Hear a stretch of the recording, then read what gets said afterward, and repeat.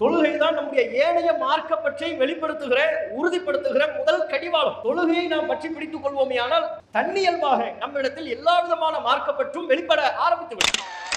Cellphone உள்ளவர்கள் Facebook பார்க்க ஆரம்பிச்சா, வாட்ஸ்அப் பார்க்க ஆரம்பிச்சாங்கன்னா எவ்வளவு நேரம் பார்ப்பாங்க? செல்போன் வாட்ஸ்அப் பார்க்க ஆரம்பிச்சாருன்னா போய்கிட்டே இருப்பார். Facebook பார்க்க ஆரம்பிச்சாருன்னா பார்த்துக்கிட்டே இருப்பார். 1 மணி நேரம் 2 மணி நேரம் போறதே தெரியாது. ஏதோ ஒரு சத்தம் கேட்டு போனை தொட்டிருப்பார், பார்த்துக்கிட்டே இருப்பார். 3/4 மணி நேரம் கழிச்சதுக்கு அப்புறம் ஆமா இப்ப நம்ம எதுக்கு போனை எடுத்தோம், யாருக்கோ போன் பண்ணணும்னு நினைச்சமே மறந்துடும். அதுவே மறந்து விடக்கூடிய அளவிற்கு Facebook பார்க்கறதுக்கு நேரம் செலவு பண்றாரு, வாட்ஸ்அப் பார்க்கறதுக்கு நேரம் செலவு பண்றாரு. அதற்கெல்லாம் மணிக்கணக்கில் நேரம் செலவு செய்யக்கூடிய நாம குர்ஆனை அரபு மொழியில் ஒரு நாளைக்கு ஒரு பக்கத்தை ஓதுவதற்கு ஒரு 5 நிமிஷம் திணறி ஓதுனா கூட 10 நிமிஷம் தான், அதுக்கு மேல ஆகும். 10 நிமிடம் நம்மால் செலவு செய்ய முடியாதா? குர்ஆனில் இருந்து ஒரு பக்கம் நான் ஓதுவேன், தினமும் ஓதுவேன். ஓத தூங்குங்க, அது உங்க வாழ்க்கையில மிகப்பெரிய மாற்றத்தை ஏற்படும். அதுவே உங்களை ஏனைய நன்மைகளை நோக்கி செய்ய தூண்டும். உங்களுக்கு நல்லறங்கள் எல்லாம் கண்ணுக்கு முன்னால் தெரியும். இயல்பாகவே தீமையை விட்டு விலகி நிற்பீர்கள், நல்லறங்களை நோக்கி ஈர்க்கப்படுவீர்கள்.